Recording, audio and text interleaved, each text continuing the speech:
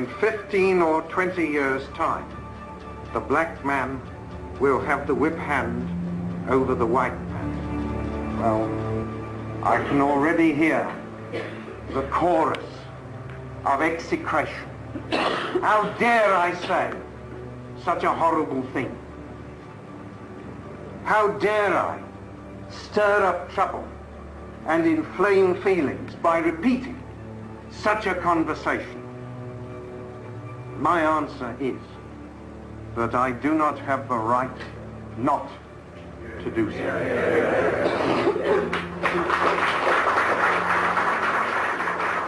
Those whom the gods wish to destroy, they first make mad.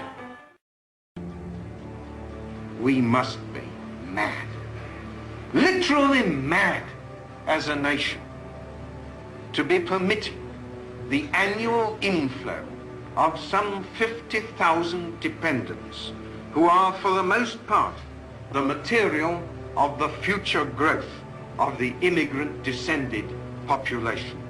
It is like watching a nation busily engaged in heaping up its own funeral pyre. Much of Powell's speech was not recorded. The following extract is read by an actor. They found their wives unable to obtain hospital beds in childbirth, their children unable to obtain school places, their homes and neighborhoods changed beyond recognition. They began to hear, as time went by, more and more voices which told them that they were now the unwanted. It almost passes belief that at this moment, 20 to 30 additional immigrant children are arriving from overseas in Wolverhampton alone every week. And that means 15 or 20 additional families a decade or so hence. She is becoming afraid to go out. Windows are broken. She finds excreta pushed through her letterbox. When she goes to the shops, she is followed by children.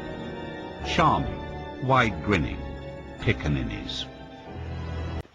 Here is their means of showing that the immigrant communities can organize to consolidate their members, to agitate and campaign against their fellow citizens, and to overawe and dominate the rest. The discrimination and the deprivation, the sense of alarm and of resentment lie not with the immigrant population, but with those among whom they have come and are still coming. This is why to enact legislation of the kind before Parliament at this moment is to risk throwing a match onto gunpowder. In these circumstances, nothing will suffice but that the total inflow for settlement should be reduced at once to negligible proportions, and that the necessary legislative and administrative measures should be taken without delay.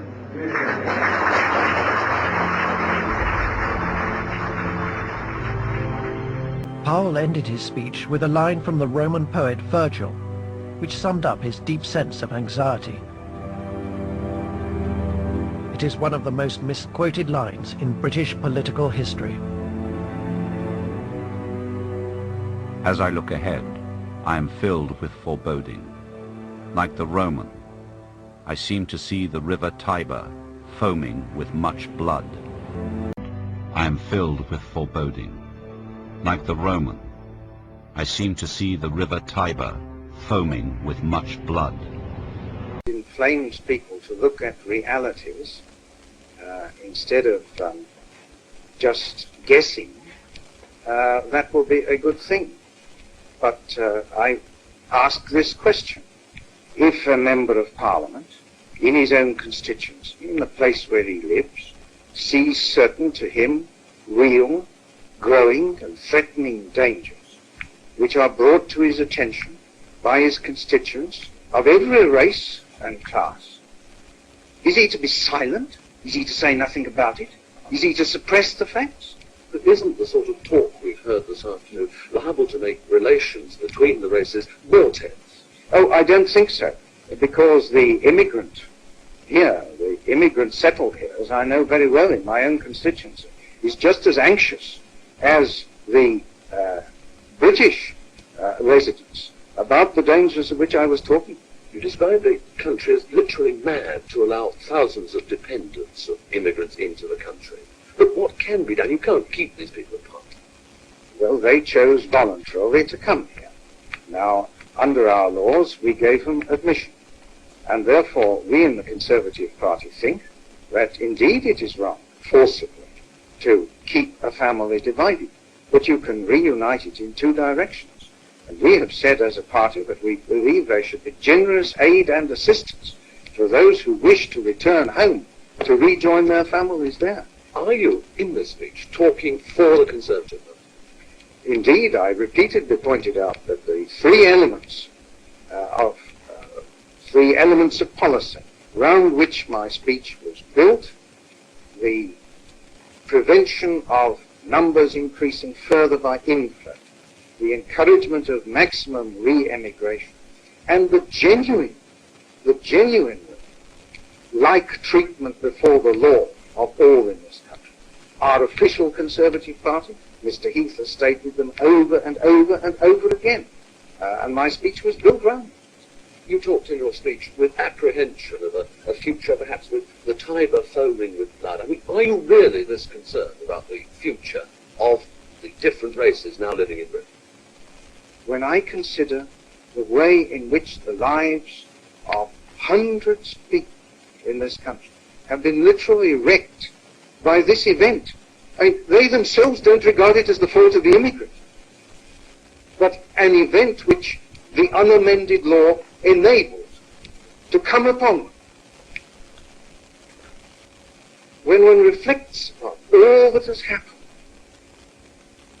the utter change which has come over whole areas, the way of life of whole areas, then I think we can well be proud of the incredible restraint, self-control, patience of the English people. But numerically, this thing on present trends, unless something is done, numerically is in its infancy, as I pointed out. And the patience of the British people? Well, there's limits to it.